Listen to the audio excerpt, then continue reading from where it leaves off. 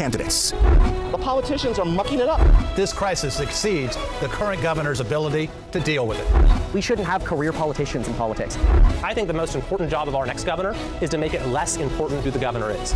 Tonight, information voters across California need to make informed decisions. Live from California's capital, KCRA and the San Francisco Chronicle present the California Recall Debate.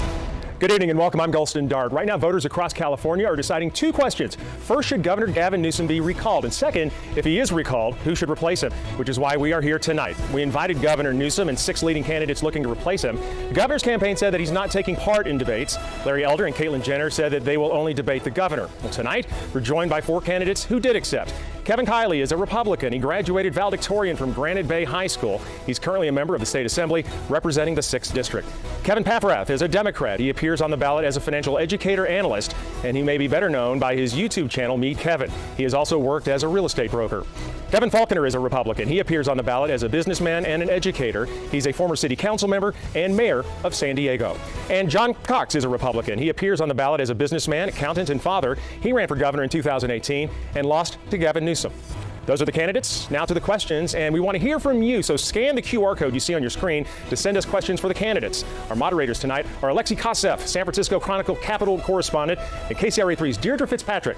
And based on a random drawing, our first question goes to Kevin Faulconer. Deirdre. All right, Gulston, thank you. So by agreement, you gentlemen have agreed to have 1 minute to answer these questions. And for our viewers at home, they will know that their minute is up because on the floor, which you cannot see, is a red light, green light system. So when the light is green, you're free to talk. You'll see a yellow, which means start wrapping it up. When you get to red, you're supposed to be done talking, and if you get past that, Alexi and I will find a nice way to try to start cutting you off. So let's get to our first questions. We did ask people all over California to submit questions. We had well over 400 questions come in. We won't ask all of them, but no surprise, one of the top things people want to talk about is something that affects every single person on the planet, everybody in this room right now, and that is coronavirus. So we'll talk about the pandemic and vaccine mandates to start us off today. So this week, the FDA gave full authorization to the Pfizer vaccine for those who are 16 and older. So now that it's no longer under the emergency use status authorization, what is your position on vaccine mandates, both in the private sector and in the public sector? And it is worth pointing out that all 4 of our candidates tonight are vaccinated. So we will, as Gulston said, start with Kevin Faulconer. Thank you. I am vaccine. The number one way that we can get over COVID-19 is to have everyone get the vaccine. As I said, my family's vaccinated, my wife, my kids. I think it's incredibly important, and particularly in this now that we're seeing FDA approval, that we continue to educate the benefits of getting that vaccine. And that's something that I've been strongly advocating for all of these many months, ever since obviously the vaccines came out. And I feel really strongly that our best opportunity is indeed to educate. We're not going to mandate our way out of COVID-19. While I was mayor of San Diego, I really stood up against the statewide mandates that we saw from Governor Newsom. One-size-fits-all policy. We want everybody to be healthy. We want everybody to be safe. But the best way to do that is to educate folks to get that vaccine, and that is the best way that we are all going to get over this together as Californians. So to be clear, you're against mandates both in the for the public and then also in the private sector as well. No mandates. And our best opportunity, again, is to get everybody vaccinated. We're not going to do it by mandating. You need to educate. Okay, next up is Kevin Paffrath. Same question. Thank you very much. Albert Einstein once said, the definition of insanity is doing the same thing and expecting different results. The reality is, the vaccine is very important. However, Oxford University just told us last week that transmission still occurs in vaccinated individuals. Now, I encourage everyone to get vaccinated. My family is vaccinated, but my 3- and 5-year-old are not because they can't yet get the vaccine. And so we need to do something different if we want to end this pandemic. We need to also include an emphasis on HEPA filtration in our schools. There's a reason our planes are still flying. We don't need lockdowns to end this pandemic. What we need is proper education, like Mr. Faulconer has said, potentially even incentives of up to $250 for a new vaccinated adult. But if we still spread COVID from vaccinated individuals, we must also make sure we lessen the burden on our hospitals by ensuring that every building in our state has a proper HEPA filtration and we use proper masking to end this pandemic. Okay, so I'm going to ask the same follow-up question just to be clear. No mandates, private sector or public sector? I do agree with mandates. I agree with mandates at a local level, though, not from the governor's office. I'm going to be very clear about this. I believe every individual business has the constitutional right and every individual building has the right to determine their own mandate rules. That means every individual school hospital can determine vaccine Okay. mandates themselves. Thank you. Kevin Kiley, your turn. Well, as I was watching your station, KCRA, before the debate started, I saw a commercial from Gavin Newsom against the recall. And he had this dire warning that if the recall succeeds, then these mandates are going to go away and COVID's going to spread, which was kind of an odd thing to say because the mandates didn't exist until a week or two ago. We're the only state that has them, and they haven't even gone into effect yet. So it's clearly a campaign issue. And that's the way that Gavin Newsom has treated COVID from the beginning. He's politicized it. I'll give you a very clear example of that. Last year in October, when Newsom thought it was good politics, he cast doubt on the vaccine. He said that we couldn't take the FDA's word for whether it was safe. The chair of the United States Senate Health Committee had to write him a letter telling him to cut it out. He said that Newsom was attacking the career scientists at the FDA, that he was discouraging Americans from taking the vaccine, and he was costing lives. And then when it came time to actually roll out the vaccine, we had the slowest rollout of any state. The governor didn't prioritize seniors, and when they did become eligible, they'd spend all day on the phone trying to get an appointment and couldn't get one. It's been exactly the opposite of the way the approach should have been. And John Cox. I agree with Mr. Kiley. I won't call him Kevin because we have too many Kevins here. But listen, the politicians will politicize this, and that's what they've done. And I'm a businessman. I want to solve the problem. And mandates aren't going to solve the problem. I've been vaccinated. My family's been vaccinated. I believe in the vaccine. It comes from the private sector. It's well tested, and I believe it's good. I'd like to see the vaccine approved not only for adults, but I'd like to see it approved for children as well. And I think that's going to happen very soon. But I think the reticence of people to get vaccinated is all about the lack of trust in government. And Gavin Newsom is Exhibit A in that situation.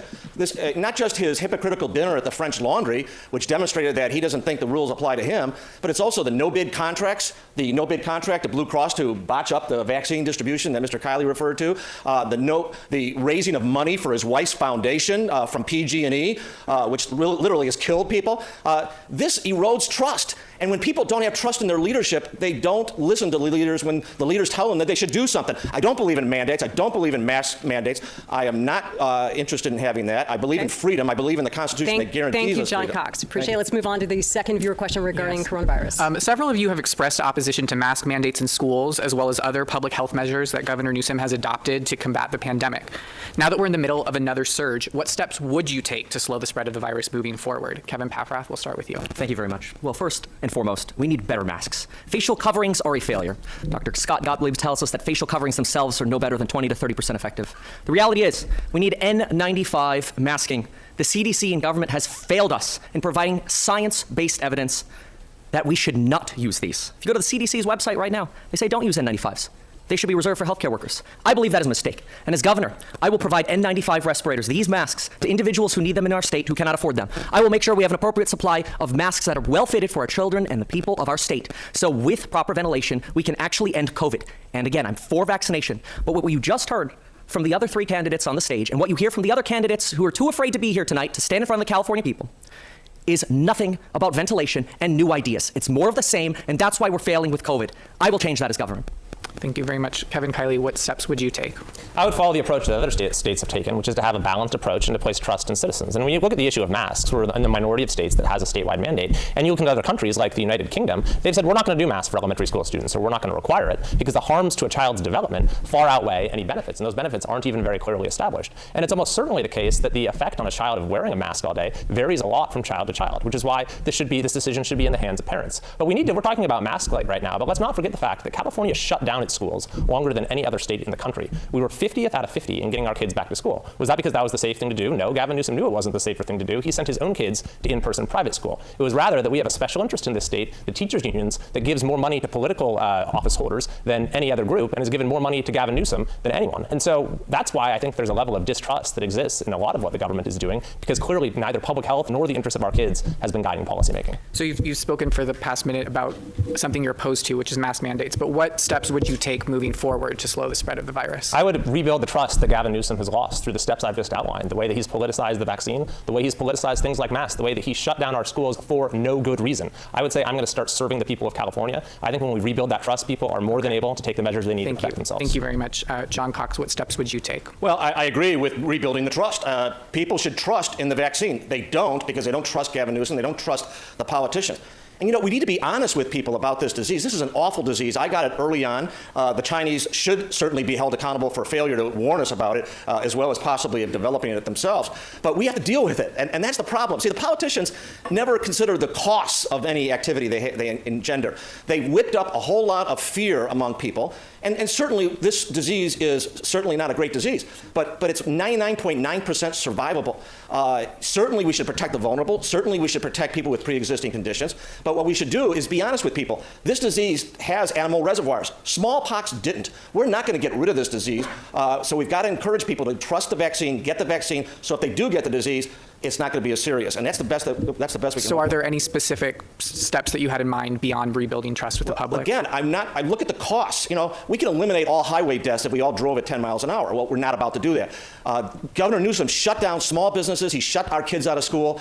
Places like Florida kept their businesses open. Disney World was open in July. Thank you. Disneyland just opened in April. So, the destruction of small businesses, the destruction to our children's psyche is also serious, too. Thank you for your answer. And Kevin Faulconer, are there any steps that you would take moving forward to slow the spread of the virus? I think the most important thing is to let our local school districts, working with parents, make the right decisions based upon the facts of the ground in that community. I think one of the things that you've heard very clearly is that Gavin Newsom his first step is to say, let's have a statewide mandate. Our state's very big, it's very diverse. That's the wrong approach. Again, we need to have parents, school district members working together. But I'll tell you, our schools should have been open this past semester. The fact that this governor shut down our schools for as long as he did. I kicked off my campaign in Los Angeles in front of a closed public school, and right across the street was an open private school where teachers were safely teaching and kids were safely learning. Why? Because that school reported to parents. But yet the public school where I was at, which ultimately reports to Gavin Newsom, was closed. My daughter should have been in school this past semester, just like everybody else's kids across California. In the classroom, safely learning, with great teachers doing it. Zoom was no substitute. We had a governor that didn't understand that. We're still dealing with those consequences now. Thank you. And just quickly again, are there any specific steps that you would take to slow the spread of the virus in California? I think all the great steps that we have seen. We have seen our local districts with our great teachers, working with our parents in terms of social distancing, in terms of all the hygiene things that you have to do. Make those decisions locally, not, again, a statewide mandate coming from the governor to shut our schools down. Thank you very much. It is not a surprise we're in a severe drought and that many of California's water reservoirs are at record low levels. Would you mandate restrictions on water use to get California through this season? If so, how would you actually enforce them? And if not, what would you do to address the very dry months that we have ahead of us? And we'll start this time with Kevin Kiley. I would not do so. Rationing should not be an option. And you mentioned the reservoirs are low. They were overflowing just a few years ago. So if we had political leaders who were exercising any semblance of political leadership, we would have figured this out a long time ago. Maybe we should find a way to save the water in the wet years so that we can use it in the dry years. What I've proposed is a constitutional amendment that will say that from this point forward, a fixed amount of our state budget is going to go towards projects to increase our water supply, towards dams, towards reservoirs, towards conveyance, to reuse, towards desalination, until we add 5 million acre feet to our annual water supply. And by the way, there'd be protections from litigation as well, and it would make sure the funding is actually used for that purpose. We haven't significantly expanded our water capacity here in California since the State Water Project. We have more than enough water that comes to us by the grace of God. We just need to manage it responsibly, and scarcity and rationing and cutbacks are political choices. And if we make different choices, then we'll end this era of shorter showers and fallow fields in California. Those are long-term ideas. What do you do for the next 6 months till the rain is back? Well, I'd point you to, for example, a letter that a Democrat in the Assembly, Adam Gray, wrote to the Water Board, telling them not to impose these cutbacks on farmers and pointing to other solutions, like a lot of the environmental regulations that cause us to divert water from productive use. All right, John Cox. Yeah, this is another one of the management problems that the politicians and the celebrities and the insiders who have run this state for too long have caused. I mean, this is a management issue. This is not a political issue. If you need water, which we do, we need water to live, we need water to farm, we need water for every use, you make sure that you have the water available. You don't just sit and blame climate change and not do anything about it. I'm a businessman, I'm going to solve the problem. And of course, what that means is that we have to do things like desalination, recycling programs, and reservoirs. And I agree, right now we are in a problem because of a lack of management skill, and the politicians are to blame for it. We've passed 2 water bonds in the last 10 years, and they've yet to spend most of the money from those water bonds. This is, the voters have spoken. They said we want water stored, and another constitutional amendment isn't going to do the job. We need to get just better leadership. Kevin Faulconer. The only solution we get from Gavin Newsom every time we're in a drought is take a shorter shower. That's not going to cut it. We have to build more storage. We have to increase the supply in California. In fact, just last week I had the pleasure to be up in Maxwell, about an hour north, meeting with folks on the Sites Reservoir. We have to turn that into reality. We have the ability to do not only that, but Temperance Flat down further south in the belt. We have to increase our supply. And for a governor to just give lip service to that, but not actually take the steps and the emergency steps necessary to get these reservoirs going, I think is unconscionable. And it has to be an all of the above approach. And I have a lot of experience with that is when I was mayor of San Diego. We moved forward on one of the biggest water recycling programs right now going on in the state of California. We have desalinization in San Diego County. Strong proponent and supporter of that. And so instead of what we see from Gavin Newsom, every single year, take a shorter shower, cut back. We have to get smart, increase the supply. We know what needs to be done. I will have the experience and the political will to get it done. But what do you do the day after you become governor when people don't have water? Because reservoirs take years to build. What do you do for those months in between? I will move immediately on building reservoirs day one. Temperance Flatline, not only that, in Sites Reservoir as well. These have been on the books forever. We have funding in the water bonds, but we haven't had the political will to move forward. We have to start. I will start on my first day as governor. Right. Kevin Paffrath, same question. Thank you very much. Well, much of what we've heard here about solving our water crisis is the same old that we've heard. A lot of complaining, the same thing that we heard with our COVID plans. The folks on the stage with me did not have strong plans, and they each had to be asked follow-up questions for what their actual plans would be. We need emergency action when it comes to our water crisis. On day one, I will declare a state of emergency to begin the construction, as soon as feasibly possible, of a pipeline to the Mississippi River. We will build an interstate pipeline by coordinating with Joe Biden and the federal government. Now, this sounds outlandish, but we have a massive problem. Researchers and PhDs have come up with a solution. It would take just 14 power plants to pump water here. We can buy cheaper, cleaner water. There's enough federal land between here and there, with the exception of Texas, where we're going to rent land. And we're going to double the flow of water to the Mississippi River.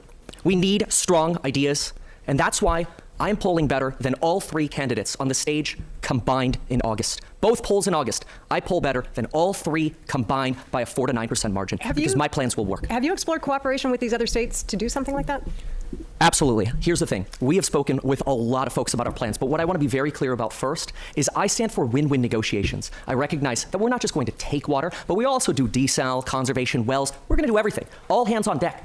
But we need more water. We need to double the flow of water to the Colorado River. It would only take 4% of the water from the Mississippi. Well, from water, we're going to go to fire now. Yes, we're in the middle of another record-breaking wildfire season, which has leveled towns and a destroyed property all over the state. Do you favor restricting new development in high fire risk zones? John Cox, will come to you first. No, I don't. I favor better management to deal with the fires.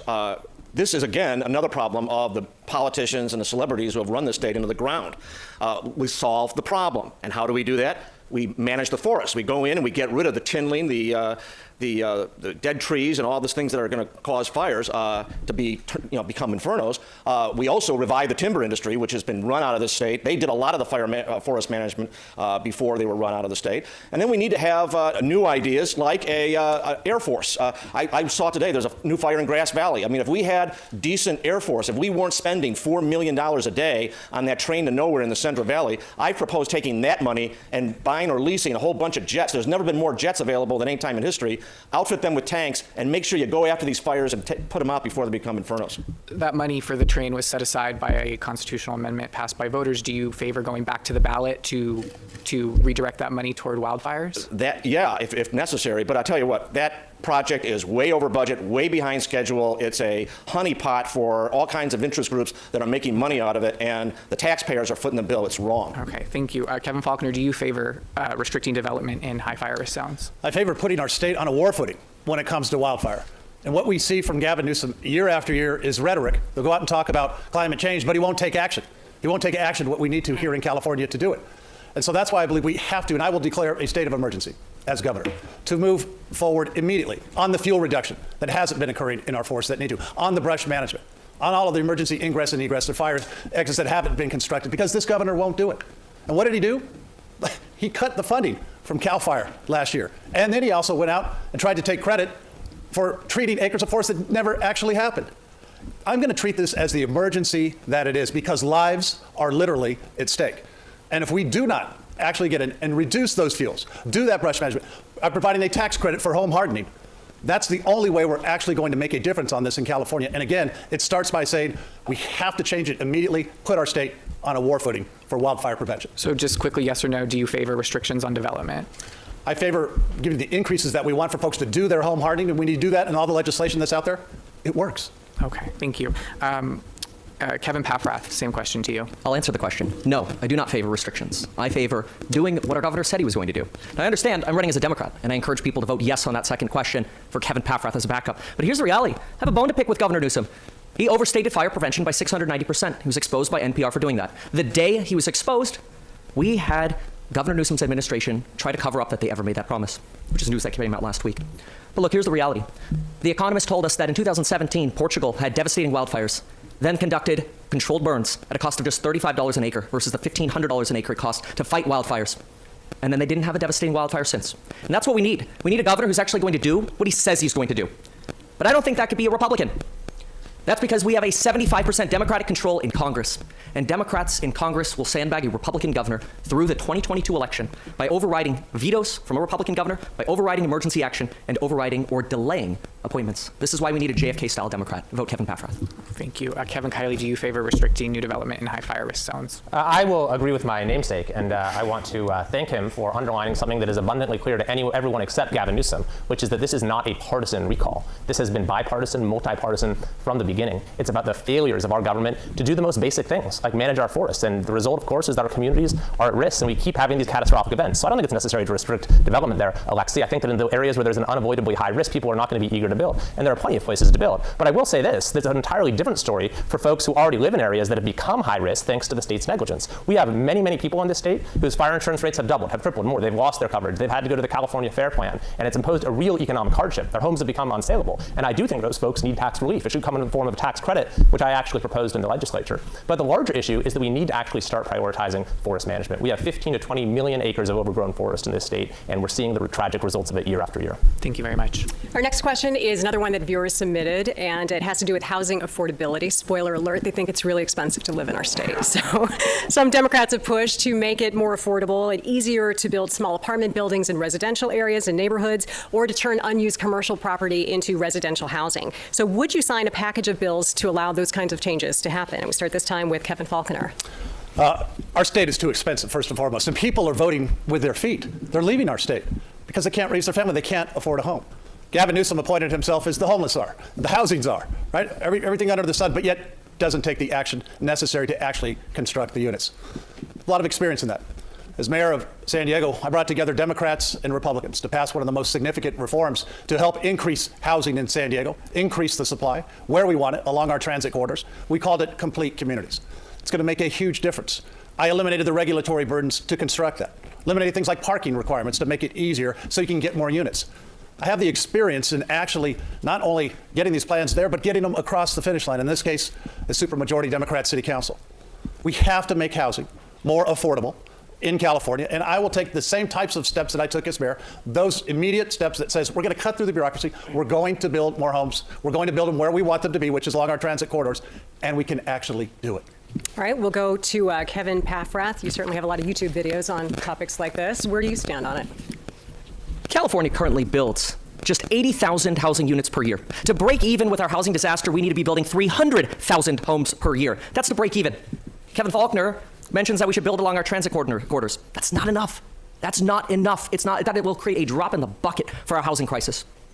It doesn't help that when you had a real estate deal in San Diego, 101 Ash, you understated repairs and they ended up costing $115 million than you stated they would. $115 million more. Here's what we need to do. We need to build hundreds of thousands of homes throughout California, ideally 500,000 homes per year. There are 482 cities in this state. We build them outside of our large cities. We'll average them out. We will have affordable housing again. That way we're not affecting housing prices within our city, but instead we're providing an affordable option outside of our cities. And then we can have better infrastructure to connect these homes. We will also make these communities net negative by building them near and around solar and wind farms. But we must build more houses fast by streamlining the permitting process and enabling Californians to build. Yeah, you can. Yeah, no, you have 30 seconds to respond. I'm happy to. It's not the time for on-the-job training. For YouTube, somebody that's never actually had to get legislation across, actually had to get the units constructed and built, and actually take the stance to get housing constructed in California. I think that's a clear difference between you and me, my friend. And that's why it's important that we elect a governor that can actually hit the ground on day one, who has success working with Democrats and Republicans to actually get housing across the finish line like we did in San Diego. That will help 100,000 new units to make it more affordable for our families. It's not time to test drive. It's time to actually have somebody who has the experience to do it. All right, it's Kevin Kiley's turn. I'll remind you. I'm sorry, I should respond to that. We're going to move to Kevin Kiley. The question to remind you is, would you sign a package of bills to make changes, including building small apartment buildings within existing residential neighborhoods or turning unused commercial properties into housing? Well, it's hard to commit to signing or not signing a bill in the abstract. There's a lot of things we need to be doing about housing. Some of the ideas you mentioned may have merit, but fundamentally, this is the issue more than any other that is the reason the American dream is falling apart in California. This used to be the state where anyone could get ahead. It's now the state that so many people can't wait to leave behind. Last year, for the first time in California history, our population declined by 182,000 people. We just lost a seat in Congress based upon the last census. Now, Gavin Newsom came into office. He ran for the governorship, claiming that he'd do a Marshall Plan for housing, but he's produced nothing of the sort. As a matter of fact, he's delivered 1/5 of the units that he promised. Now, you'll get other states, they can get projects off the ground in weeks and for thousands of dollars that in California take years and cost millions of dollars. That's the reason we don't have the housing supply that we need. And there are very simple reforms we can make to get the results that other states do. Reforming CEQA, rolling back the cost that add $150,000 to the price of a home before the project even gets off the ground, certainly streamlining the approval process. Okay, the last person to answer this question is John Cox. Well, I've been in the housing business for over 40 years, so I have the experience, and I'm not a politician. And the politicians have jawbone about this for years. This isn't just a supply issue. That's certainly part of the issue, but it's the cost of building, and Mr. Kiley referred to it. I build for a living. Most of my building is done in Indiana. I can build there for $125 a square foot. Here in California, it's $450, $500 a foot. You can build 300,000 units all you want, but you're never going to make it affordable when it's that expensive. And it's driven up, as Mr. Kiley said, by CEQA, by the impact fees, by the lawsuits.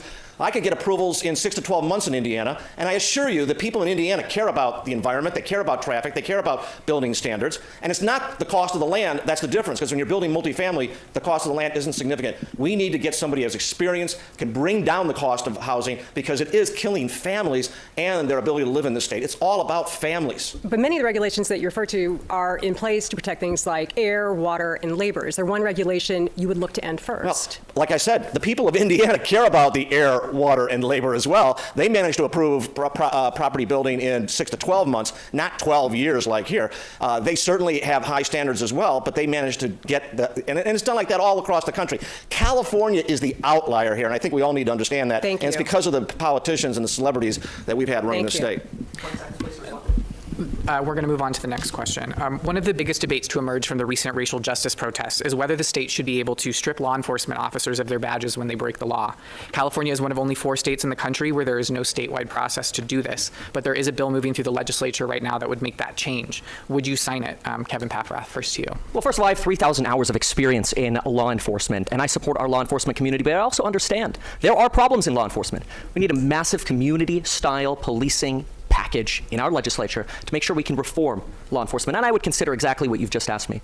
Crime, Proposition 4757, we've got problems. We need to enforce the law. We don't need to defund the police. We need to properly fund the police, not overfund the police. And that's what I stand for. Now, I'd like to respond to the claim of experience. I have 11 years working in real estate, and my experience doesn't include ripping off my city. It also doesn't include a disdain for transparency or such a disdain for California that you prefer to invest in real estate outside of California. All of the properties I own are in California. I respect the experience I have in real estate here. The reality is, I am a JFK-style Democrat who can work with our Democratic legislature. A vote for any Republican, including the ones who are not here, is a wasted vote. And whether you are yes or no on recall, you should vote for Kevin Paffrath and see my full plan at meetkevin.com. Okay, thank you. Kevin Kiley, would you sign a police decertification bill? Well, I will answer that question, Alexi. Let me just say first that, I believe there is room for criminal justice reform and police reform where appropriate. I authored a bill that brought together the ACLU and law enforcement to provide transparency for grand jury proceedings in officer-involved shooting cases. And, for example, in the Breonna Taylor case, after there was the decision not to move forward there, the family wanted to see the transcript. If that had taken place in California, they could have because of my bill. Now, with respect to the specific bill that you're talking about, I think everyone agrees there needs to be a fair process, but I can't just commit to whatever the bill may be at this point in time. In my years in the legislature, I've spent 5 years in the legislature. I can tell you that these things are a sort of a moving target a lot of times as they wend their way through the legislature. But the larger issue is this, that we have had a policy towards our law enforcement in California that has been incredibly disrespectful. I mean, the slogan, defund the police, is one of the most offensive political slogans ever concocted. And I think that at the end of the day, we need to restore the reverence and respect for law enforcement enforcement that they deserve, and also put public safety first in our communities again at a time when crime rates are rising. Okay, thank you very much. John Cox, would you sign a police decertification bill? We need to get the politics out of this. We need to make sure that we have the most professional law enforcement force that we can muster. And that means we need to get the politicians out of the picture. We need to make sure, certainly, that we have a transparent process that weeds out people that abuse their badge. That's a very rare occurrence, by the way. And I think it stains a lot of the people that already serve. I mean, my law partner has a son in the police, and he says he doesn't understand how his son continues to serve because of all the abuse they're getting. The politics gets into this, and we don't have the leadership that stands up and defends the police. 99.9% of whom do a good job. They deserve our respect. We certainly have to have body cameras and make sure that we go after police who abuse their power, but that is such a rare occurrence. I agree, defund the police is not the way that we should go. We need to get rid of 47 and 57. We need to enforce the law, make sure that crime is punished. That's the first role of government. So this question was about a process to strip law enforcement officers of their badges when they break the law. So just to be clear, do you support that concept or not? I certainly think that a police officer who is found in a professional hearing that's not politicized, found to have committed a crime or abused his power, certainly should be stripped. I don't believe it should be run from the state down. I don't believe in top-down policies. So that's a no on a statewide process. Okay, thank you. Kevin Faulconer, same question. I stood up during a very difficult time in our city. I had hundreds of protesters out in front of my house, yelling at me, my family, defund the police. I stood up and said no. I hired the first female police chief in the history of San Diego. We were selected as the nation's safest big city in America. Why? Because I understand that balance and what you have to do to protect your city and actually bring people together in a safe way. It takes character and judgment.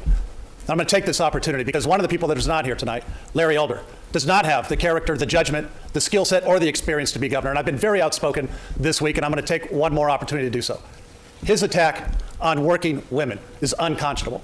To all of the working moms out there, know that with Kevin Faulconer as your governor, I'm going to support your right to raise a family, to have a career. Unlike what Larry Elder is talking about, I'm going to make sure that California's daughters have the same opportunities as California's sons. We need a governor that's going to stand up for working women and knows that every woman in this state can have a career, can raise a family. And to all the working moms out there right now, I want to say one thing. Thank you. Thank you for what you're doing. We value you. We can't wait to work with you as governor. Is there a specific policy promoting gender equality that you would try to pursue as governor? It is, and we talk a lot about the opportunity for equal pay. That's incredibly important. I promoted some women into the top management positions in our city as I was mayor. I understand how important that is. What about as governor rather than looking back on your time as mayor? It's going to be a strong point. I'll be talking more about that later this week, as a matter of fact. Our next question has to deal with tax cuts. Many Californians believe the cost of living is too high in the state. I'm sure that is not a surprise to you. What would you do to make California more affordable? And for those of you who have proposed tax cuts, please be specific about how you would make up for the loss in revenue. And this time we start with Kevin Kiley. Well, we do need lower taxes, and you don't need to make up for the loss in revenue. I mean, I talk to people who hate the taxes, but they say, look, if I was at least getting something in return for it in terms of the quality of government service, then I'd be okay with it. I mean, you know, Gavin Newsom just signed a $267 billion budget, by far the largest in state history. The budget has more than doubled in just the last decade. Yet do you look around and say, wow, look at these beautiful reservoirs and dams we have. Look at our perfectly paved roads. Look at our sterling public schools. No, of course not. Everything has continued to get worse. The quality of life in California has continued to decline. That is the story of modern California as epitomized by Gavin Newsom, that we sacrifice the most and get the least in return. And why is that? It's because I've seen this in my 5 years in the legislature, that our state government is fundamentally broken. And what has broken it is political corruption. We have a state capitol that is entirely run by lobbyists and special interests, which is why I'm the only elected official at the state level in California that refuses all special interest funding, because we need to get back to the idea of government by the people. John Cox, yes or no on tax cuts? I proposed the largest tax cut in the history of California, across the board, 25%. This state taxes its people way too much. It's not just the income tax, it's the corporate tax. The sales tax is one of the highest in the country. The gas tax is one of the highest in the country. Our gasoline prices are now approaching $6 a gallon in most of California. The cost of living is way too high. It's literally killing families and forcing them to break up and move to other states, and the parents then have to move themselves. The real problem is spending. I'm a CPA, and I can't wait to get my hands on this budget. I practice zero-based budgeting in my own businesses. I've done that for 40 years. You start at zero. You don't just take last year's budget and add money to it. When I'm the governor, I'm going to have to appoint 3,000 political appointees. That's ridiculous. We shouldn't have that many appointees. We shouldn't have most of the boards and commissions we have. We're going to have an audit of every single agency, starting with the EDD, and we just learned of a homeless audit that was blistering in terms of its criticism of Governor Newsom that was just released today. They have no idea what they're spending the money on. It takes too long to get done, and they have no idea if it's even helping homelessness. This has got to change. We move to Kevin Faulconer. Where do you stand on tax cuts? We have to give Californians the relief that they deserve. Our state is too expensive. People are leaving. And everyone who's listening to us tonight understands that we need to let you keep more of your hard-earned tax dollars in your own pocket, not send it to Sacramento. And that's the same thing that we get from Gavin Newsom in the legislature year after year. Send more money. The fact that we're at a $70 billion surplus, I've proposed the largest middle-class tax cut in California history. For one reason, to make sure folks will be able to keep that so they can afford to live here in our great state. And it's significant. We have Gavin Newsom going around giving out a stimulus check, $600, and thinking that that's the be-all, end-all. It's not. It's not even close. We need permanent, lasting tax relief. And my plan is real dollars in people's pockets. Enough for 8 months of grocery, 8 months of utility bills, 92 tanks of gas. And that's just for starters. We've got to stop being the highest taxing state in this nation and understand that we're going to create good quality jobs, help California families by letting you keep more of what you earn. That is a huge difference between what we're seeing from this governor who only wants to tax. And we'll end this question with the Democrat on the stage. Thank you very much. Well, I've heard a lot of complaining from my fellow candidates here, but the reality is I have not heard a plan. As a JFK-style candidate, I have a plan. Step 1, no homeless on our streets within 60 days. We have a very thorough plan for making sure homeless can finally get the dignity and services they deserve. Homelessness costs California $80,000 per year per homeless person. It's very expensive. Then step 2, we need to solve the causes of homelessness. We can't be the 5th largest economy in the world with schools in the bottom 20%. We need to teach financial education in our schools. We need to teach mental education in our schools. Provide drug treatment services. $1 into drug treatment services saves us $3 in crime.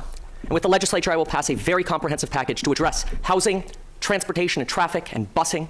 We will address homelessness and the causes with drugs and mental health.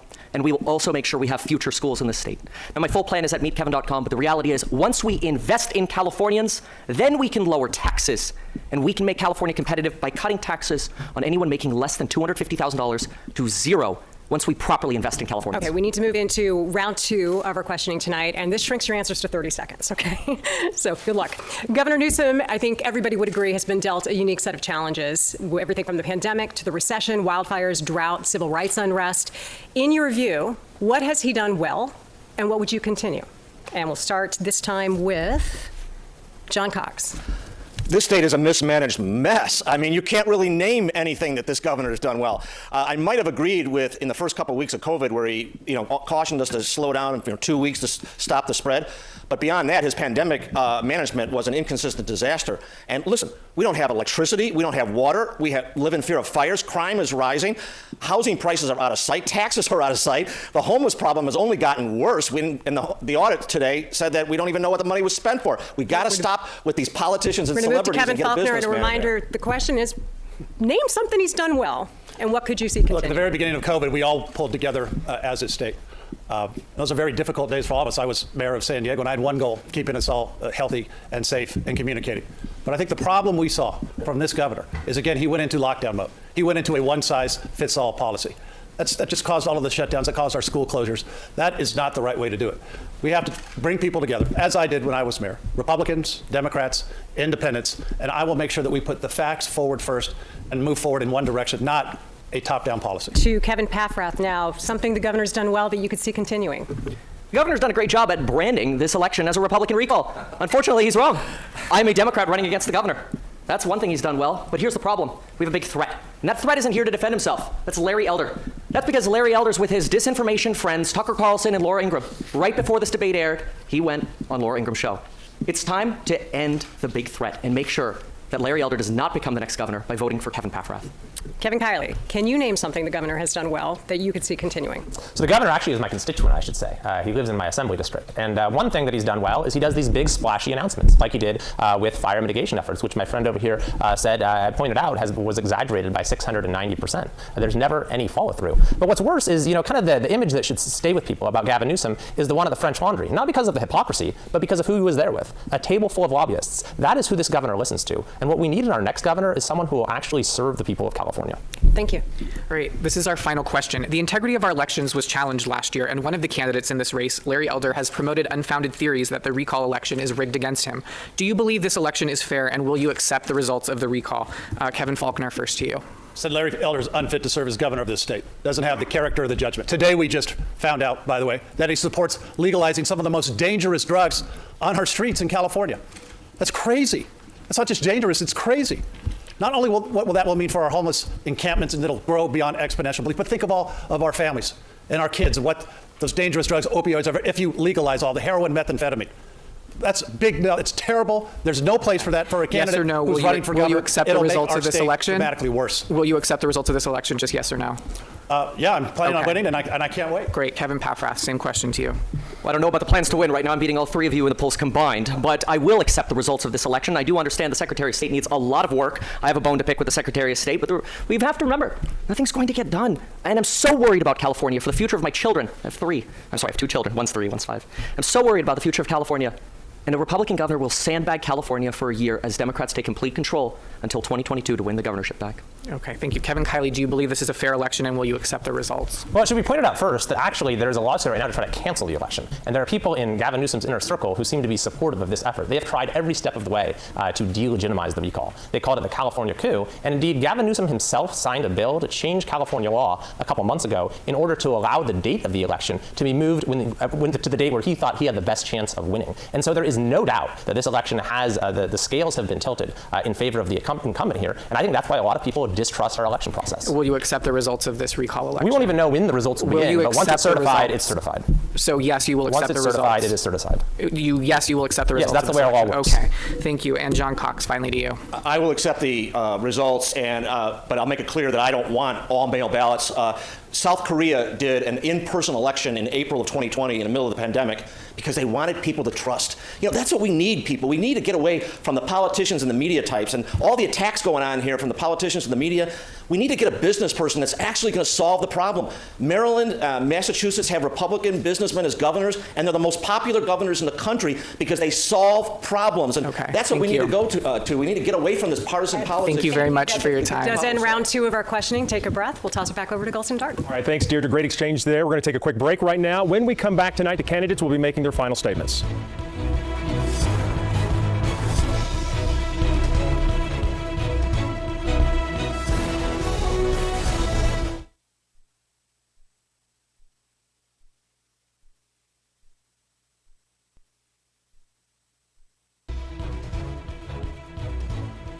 Welcome back. We're wrapping up our debate for the gubernatorial recall election. The 4 candidates are ready to make their final statements. They each have 1 minute, and we're going to start tonight with John Cox. Imagine a California where you can buy an affordable home, where you don't have to see homeless all over parks and beaches, where you have enough water, where you have enough electricity. Imagine a California where you don't have to worry about rising crime or wildfires threatening you, where the taxes don't tax you to death, where you can actually have a decent sense of life. Let's stop electing the politicians and media celebrities who are all talk. I've built a business over 40 years by solving problems and delivering results. I'm not doing this to get a job. I'm not doing this to move up the rung of political ladder. I'm doing this to save this state because it needs to have that done. We need to fix this state. We need to get away from the mismanagement. These aren't political issues. These are management issues, and they can be solved. That's the good news. We just have to have a leader who is interested in solving the problems and not practicing politics. Kevin Kiley, you're next. Well, this election is happening because many, many Californians have demanded it, more than ever have signed a petition in United States history. And people of all partisan affiliations, all backgrounds, who look around and see that we have the highest poverty, that we have the most homelessness, that we have the greatest level of inequality, that we have failing public schools, that we have crumbling infrastructure. And they ask, how is it that our beautiful state became last in everything? And as I've seen as a member of the legislature for 5 years, the answer is that we have a broken state government. So if you're someone who is frustrated with the direction of our state, you want to stay here, you want to raise your family here, you want to retire here, but maybe you're reluctant to cross party lines. What I would say is this: take a chance on change. The recall is for you. You're not signing on for 4 years. You're signing on for 1 year. So you can see if things improve, and then if not, you can vote for a return to the way things are next year. But if I'm elected, I think you will see things improve, because my administration will be about back to basics. Pave our roads, manage our forests, store our water, maintain our grid, fund our police, do the things government is supposed to do. All right. Kevin Paffrath, your turn. Thank you very much. We've heard a lot of vision from other candidates, but no real plans. I understand my plans are bold. So are JFK's. My plans are to end our homeless crisis, to solve our housing crisis, to solve our school crisis, our crime crisis, our water crisis, and our fire crisis. All the details of which, of course, are at meetkevin.com. But we have to remember one thing. We've got to go out with the old and in with the bold. And that's what I bring, bold plans, because we need this in California. Otherwise, in 20 years, my children, I fear, will ask me why I raised them in a state that's now bankrupt. That is what I fear. But I also fear a governor who can't get anything done over this next year, a lame duck governor. And since I am polling the best of the candidates on this debate stage, I would ask them to drop out of the race and endorse me, Kevin Paffrath, on the second part of the ballot so we can defeat Larry Elder and bring bold change to California. And Kevin Faulconer, you will have the last word tonight. Well, thank you. It's time to stop the circus. This is very serious times for our state. We don't want to replace one dysfunctional governor with another. I'm going to bring the experience, the judgment, somebody who can bring our state together. It's exactly what I did when I was mayor of San Diego in a very difficult time when we had a mayor that needed to be replaced and I stepped in and we made a huge difference. Somebody who can bring together Democrats, Republicans, and independents who will provide the real solutions and the leadership on day one. That's the serious stakes that are involved here. It's no time to test drive a governor. And to all of you who are listening out tonight, whether you're a Democrat, independent, or Republican, I ask for your help and your support and your vote. I'm running because I believe that I strongly believe that California's best days are ahead of us. I'm ready to lead on the issues that matter to you. And with your help and support, I can't wait to be the next governor of the great state of California. All right. With that, gentlemen, we want to thank you for being here with us tonight and sharing your views on what you think the future of California should look like. That is all the time we have. Again, we want to thank all of our candidates for joining us. Remember, voters can vote on one or both parts of this recall, and you can mail back your ballot anytime as long as it is postmarked by September 14th. And you can also drop off your ballot at a secure ballot drop box or a voting location or your county's election office by 8 p.m. September 14th. We want to thank you for joining us tonight for this special debate. I'm Gulston Dart on behalf of KCRA 3 and the San Francisco Chronicle. We say